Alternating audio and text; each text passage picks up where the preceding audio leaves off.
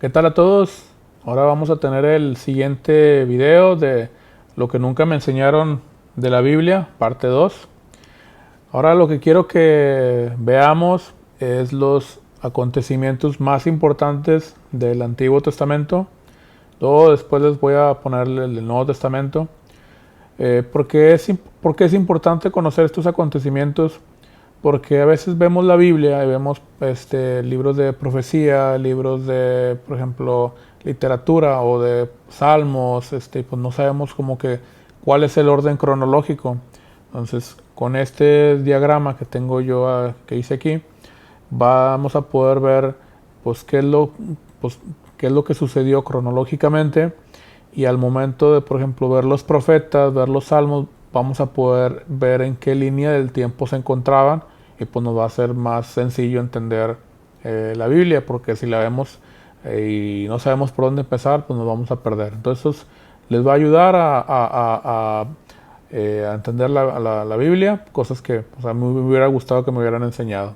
Entonces pues vamos a empezar. Vamos. Entonces aquí están todos los puntos que vamos a ver. Entonces, ¿con qué empieza la Biblia? Pues empieza con la creación del universo, que nos dice en Génesis 1. Entonces, después de la creación del universo viene la creación de Adán, que pues es Adán y Eva. Después de la creación de Adán viene la caída del hombre, que aquí es pues prácticamente la desobediencia a Dios. Entonces, tanto de hombre como de mujer. En la parte después de que el hombre cae, pues ya tenemos como que la historia de Adán hasta Noé, qué es lo que sucede en ese inter. La gente empieza pues dice que a hacerse muy malvada, y pues Dios se arrepiente de haber creado al hombre, pues hombre y mujer, a la humanidad mejor dicho, y pues quería pues prácticamente acabar con todos, hasta que logra encontrar a una persona que pues está complacida con su vida, que es a Noé. Parte de Noé, de por qué escogió a Noé, es creo que un personaje importante, o hay una genealogía de Noé, y para eso los dejo hoy para que lo estudien, el por qué escogieron a Noé, o qué tiene de importante o qué tiene de relevante Noé. Entonces, ya que escoge a Noé, le dicen, oye, pues voy a mandar un diluvio. Del diluvio no se menciona en la Biblia que lloviera. De hecho, antes del diluvio, si vemos las edades de la gente, menciona que tienen alrededor de 800, 700 años, y después del diluvio empiezan a cortarse.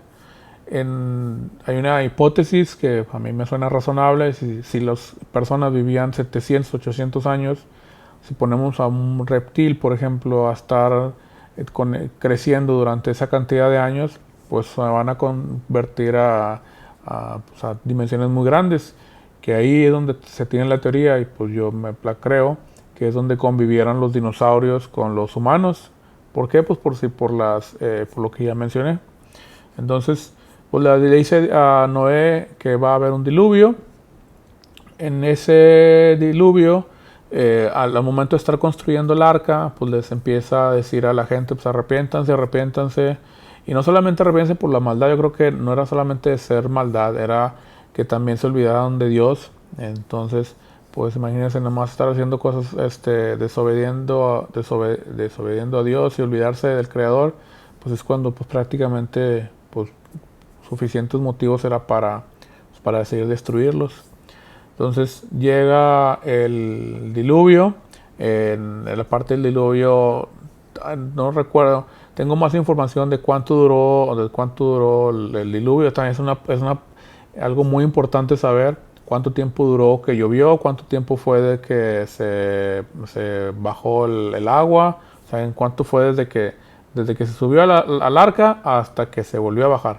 Ahí es una de transición de tiempo muy importante, que sí les recomiendo después que lo investiguen o que lo lean. Está ahí, a mí me interesó bastante. Otro punto, ya después de que pues, viene el diluvio, pues, sabemos todos se murieron. Entonces pues, nos encuentra lo de las naciones, y cómo fueron los descendientes de Noé. Pues ahí se empiezan a repartir tierras. Entonces ya que pasa esto, hubo un acontecimiento en la Torre de Babel con un rey que empezaron a construir una torre, decían que hasta el cielo para llegar con Dios o algo así, y Dios decide confundir su lenguaje para que pues pararan eso. Aquí hay algo importante, por ejemplo, el idioma o las raíces lingüísticas, si lo quieren ver, tienen un origen. Por ejemplo, el español, portugués y ¿cuál es el otro? Italiano, por ejemplo. Ya ven que tienen unos lenguajes o raíces similares. Entonces yo lo que creo que sucedió en esta parte de la Torre de Babel fue que es donde surgieron las raíces lingüísticas y después de ahí se empezaron a hacer las transiciones a los otros lenguajes. Pero pues también se los dejo de tarea, es otra cosa que vale la pena investigar.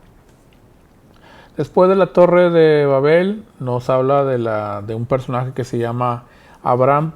En este personaje lo que Dios busca es hacer un pueblo, generar, pues sí, o sea, a través de Abraham hacer un pueblo escogido por él para que sea ejemplo a las demás naciones de lo que pues, Dios hace en su pueblo. También el por qué escogieron a Abraham, también les recomiendo un estudio de su genealogía, también está interesante. Cuando Dios le dice voy a formar a través de ti un pueblo, pues le dice ok, pero pues prácticamente pasan los años, él tenía a su esposa que se llamaba Sara, se vuelven muy viejos, creo que no sé si a los 50 años o qué edad exactamente, y dicen pues no, o sea, no, nomás no. Entonces Abraham tiene dos hijos, que el primero es con la esclava de Sara, que se llama Ismael. Comentario interesante, Ismael es de donde sale la religión del Islam. Entonces para ellos ese es a través de Ismael es donde Dios está obrando. Entonces, pero los cristianos y judíos pues dicen, pues bueno, es que realmente el hijo que le prometió a Abraham fue pues, a través de su esposa. Entonces, y a través de su esposa, el hijo que nació fue Isaac. Entonces, pues bueno. Y Abraham también no solamente tuvo a Ismael y a Isaac, después de que murió Sara, tuvo otros 5 hijos más, pero bueno, entonces no quiero entrar tanto. Después, otro punto importante nos cuenta de la vida de Isaac.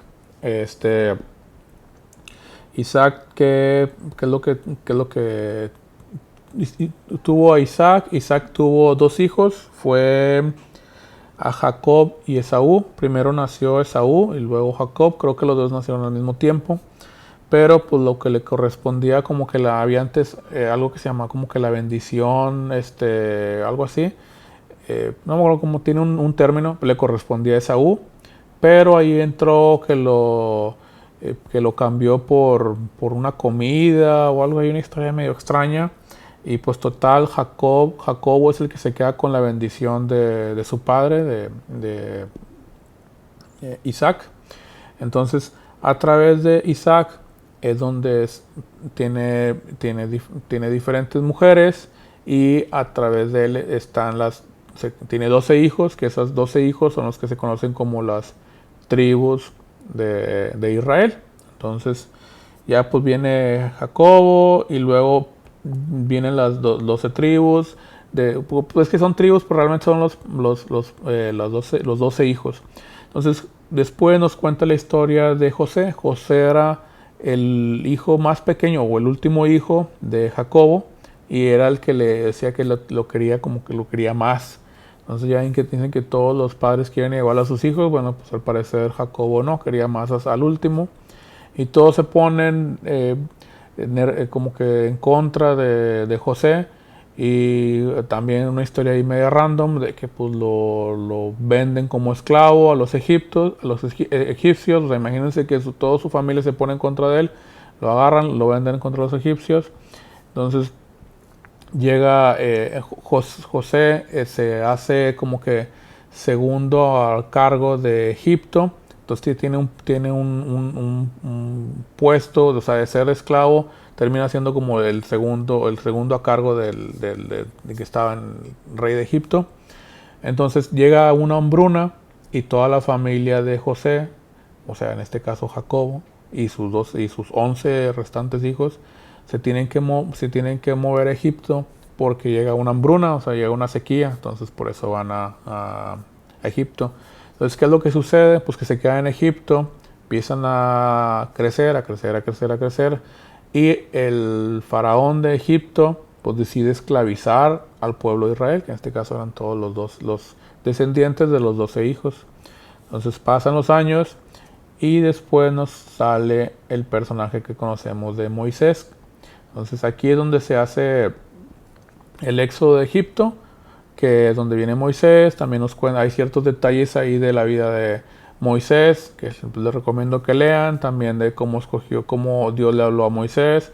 Moisés fue prácticamente el que tuvo más contacto con Dios de lo que al menos yo conozco de la Biblia.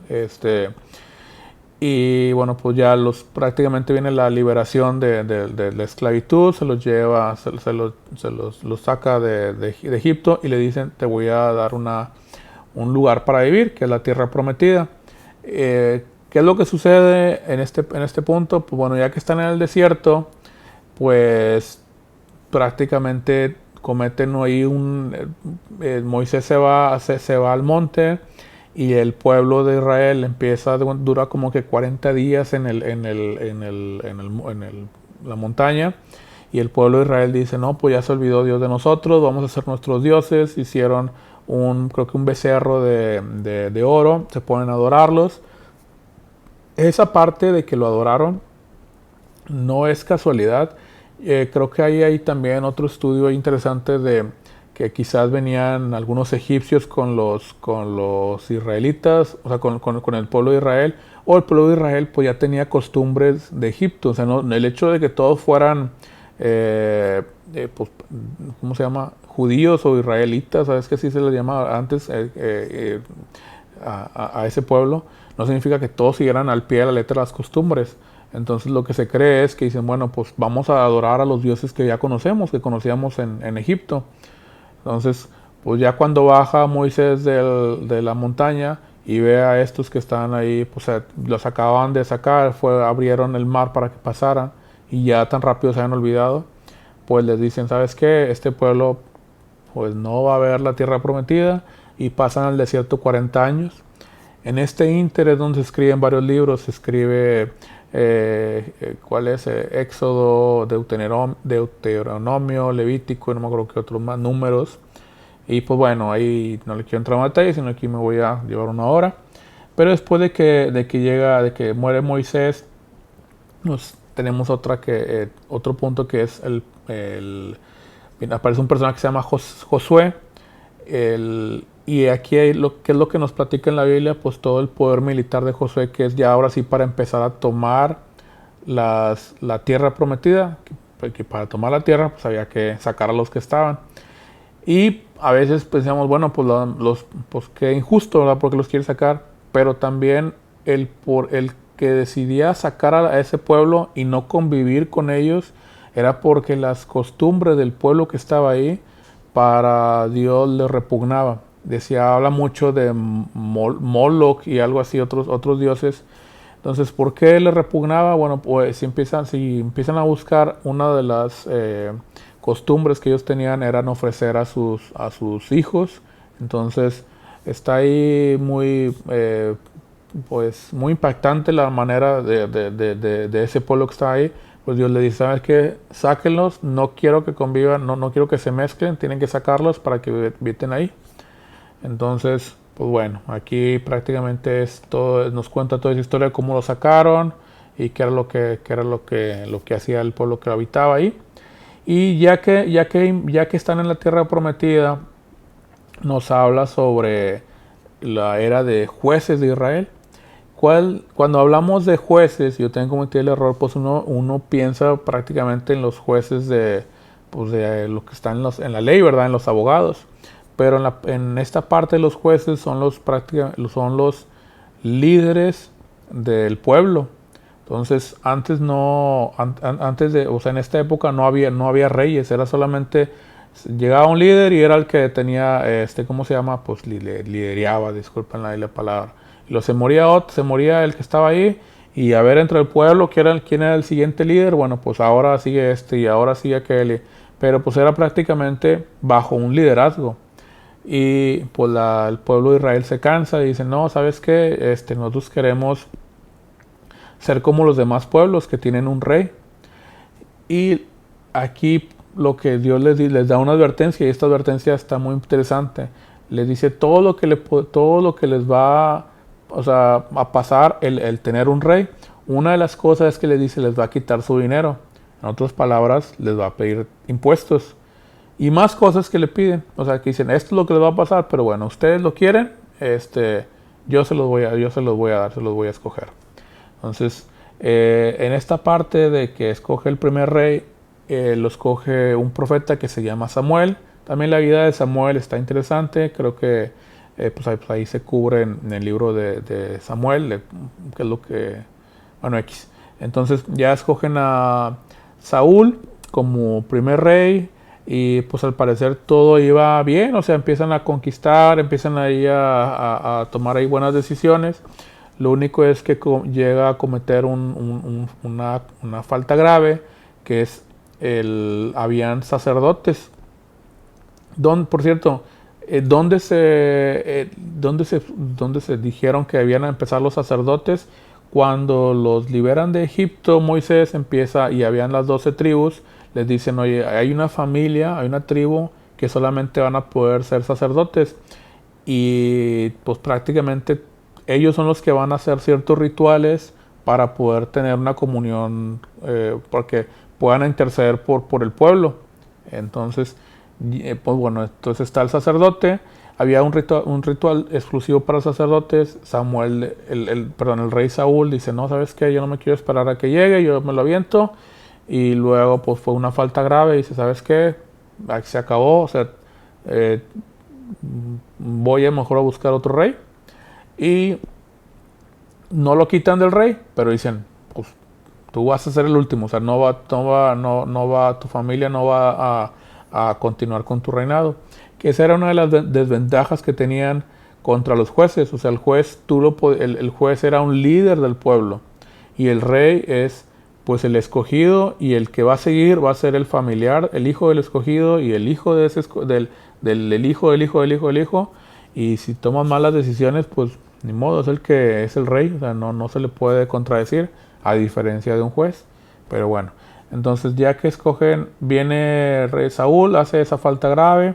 Después viene el mismo profeta Samuel, escoge a David, y David es el que hace la pelea contra, se me olvidó el nombre, que es el que le avienta las piedras, que escoge 3 piedras. Y ya cuando empiezan a ver por qué escogió 3 piedras, bueno, una era para no me acuerdo, Sansón, no, Goliat, perdón, una para Goliat y otras 2 para sus hermanos, pero pues no se tuvo que enfrentar a ellos. Pero bueno, entonces nos habla de la vida de David. David entra como rey hasta que se muere Saúl. Entonces ya que viene David, pues se muere David. David le quiere construir un templo a Dios, pero le dice, no vas a construir, lo va a construir tu descendencia. La vida de David también está, él escribió los salmos, bueno, no la mayoría de los salmos, y creo que ya, si no me equivoco. Entonces David pues tiene varios hijos, uno de ellos es Salomón. Salomón es el que se queda a cargo del reino. Y Salomón, al momento de empezar su reinado, él pide sabiduría. Entonces Dios le dice, te voy a dar la sabiduría, pero no solamente eso, vas a ser el rey más próspero, o sea, vas a tener riqueza, porque a pesar que no me la pediste, pues te la voy a dar. Entonces le dio sabiduría y prosperidad. Entonces viene otro acontecimiento importante, que es la construcción del primer templo.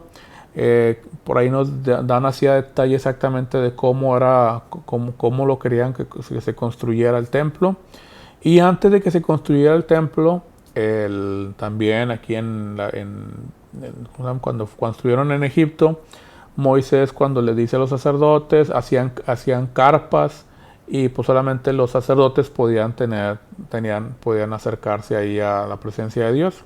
Entonces decía, oye, pues ¿por qué? Por eso fue el motivo de que querían hacer un templo, porque decían, oye, ¿por qué los demás pues sí, religiones o otras personas a sus dioses les hacen templos? ¿Y cómo es posible que nosotros solamente estemos con una carpa? Tú, Dios, te mereces un templo.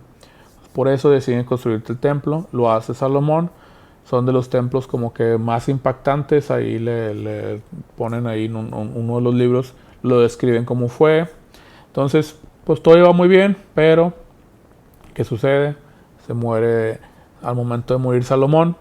El hijo de Salomón, pues, las tribus empiezan a decir, oye, nos están cargando la mano con los impuestos, lo mismo que les había, ¿cómo se llama? Dicho Dios de esto es lo que va a suceder. Entonces le dicen, oye, es demasiado los impuestos, no podemos, necesitamos que pues le bajes. ¿Qué es lo que hace el rey que queda? Pues dice, no, yo quiero ahora sí, si te quejabas de tantos impuestos, me vas a dar más impuestos. Bueno, pues ¿qué pasó? Pues que 10 tribus se rebelan. Acuérdense que son 12 tribus en total, que son los hijos de Isaac, si no me equivoco. Entonces, 10 tribus se rebelan, y pues no, se cuenta que se hace una división del reino. Están la del norte y la del sur. En el norte se les llama Israel, y está conformada por las 10 tribus. Y en el sur está se le llama Judá, y está conformada por 2 tribus. No recuerdo el nombre, pero lo pueden ahí buscar fácilmente.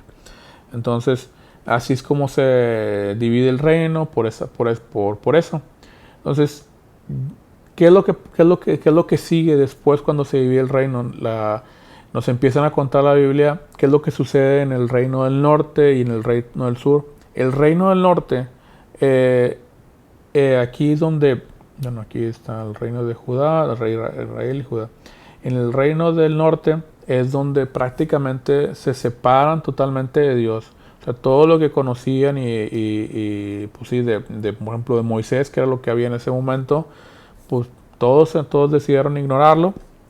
Y aquí salen dos profetas muy importantes, que es Elías y Eliseos. Hay más, obviamente, pero les quiero dar énfasis porque le decían, pues dejen de adorar a dioses falsos, arrepiéntanse y vuelvan a obedecer los mandatos pues, que están escritos a través de la ley de Moisés. Pues practican, pero lo más importante era, dejen de adorar dioses falsos y vuélvanse a Dios. Y ahí habían acontecimientos muy importantes. Uno era que bajó fuego del cielo para prender algo ahí que le echaban agua, y decían, échenle más cosas, y como quiera le salió fuego. Está padre ahí esa historia de Elías, y luego viene la de profeta Eliseo, que fue el que le siguió. Total, esos dos profetas estaban profetizando en la parte norte, pero pues no les hicieron caso. ¿Qué pasó? Que el pueblo, ¿cómo se llama? El reinado asirio, pues, sí, no me acuerdo cómo decirle, los asirios los conquistan esa parte, se los llevan, y prácticamente les conocen como las 10 tribus perdidas. O sea, ya no se supieron nada de esas tribus, ya prácticamente desaparecieron ahí del radar. Y ahora, ¿qué es lo que pasó con la tribu del sur? Que son las dos tribus, y ¿qué es lo que sucedió? Bueno, pues también no iban, y tuvieron reyes buenos, reyes malos, no se arrepintieron, les dio muchas advertencias de ya dejen pues, de estar haciendo lo malo, o sigan haciendo los mandamientos. Pues no, dice, bueno, pues van a venir, los van a conquistar, y les valió, y nadie se arrepentía. Entonces, ¿qué es lo que pasa? El pueblo de Babilonia conquista a Judá, o sea, el pueblo del sur, y cae Jerusalén, o sea, pues una pelea, y es donde sale el rey Nabucodonosor, y se los lleva se los lleva hacia Babilonia. Se los saca de donde están y se los lleva. Entonces están todos ahí en Babilonia y aquí donde toma parte el libro de Daniel, que están pues prácticamente pues ya no están en su pueblo, ahora en la tierra prometida, están en Babilonia y prácticamente está Nabucodonosor, o sea, están bajo el mando de Nabucodonosor, y luego después muere, y luego es el hijo, y luego es el hijo del hijo, y después ¿cómo se llama? Ciro, que no me acuerdo cómo se llama, es el imperio persa, los conquista a Babilonia y por ende pues toma cargo de los que estaban ahí, de los israelitas. Entonces estos 4 reyes que acabo de mencionar estaban prácticamente en el libro de Daniel, pero todo eso formaba parte mientras estaban aquí, ¿verdad? En Babilonia. Después, pues aquí donde ya dice pues que Ciro conquista a Babilonia, que pues ya conquista a los israelitas. ¿Y qué es lo que hace Ciro? Prácticamente le dice, los voy a dejar que regresen a su pueblo, pues a Israel. Y aquí donde toma parte el libro de Nehemías y de Esdra, donde van a reconstruir el muro de Jerusalén. El muro era prácticamente lo que podía, pues sí, el muro para las batallas, o sea, si no, era lo que protegía la ciudad. Si no tenía muro, era prácticamente, estabas abierto a cualquier invasión militar.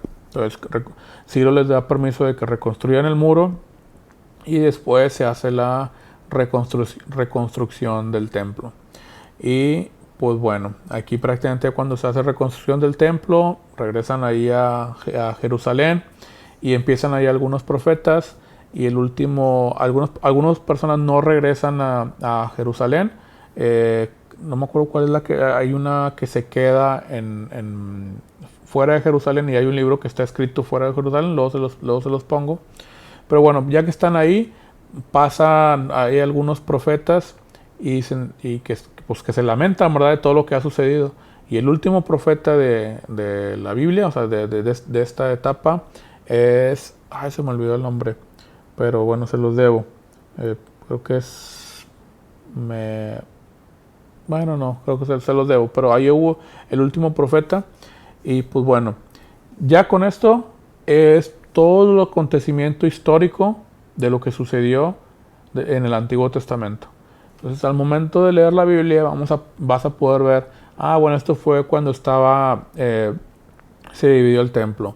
Esto fue escrito por Salomón. Que eran Eclesiastés, Canto de Salomón y Proverbios. Bueno, ¿quién es Salomón? Era el rey, y mira, él los escribió porque era muy, muy, muy sabio.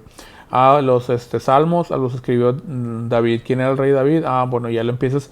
O sea, con este diagrama vamos a prácticamente poder entender más el contexto de lo que vemos en el Antiguo Testamento.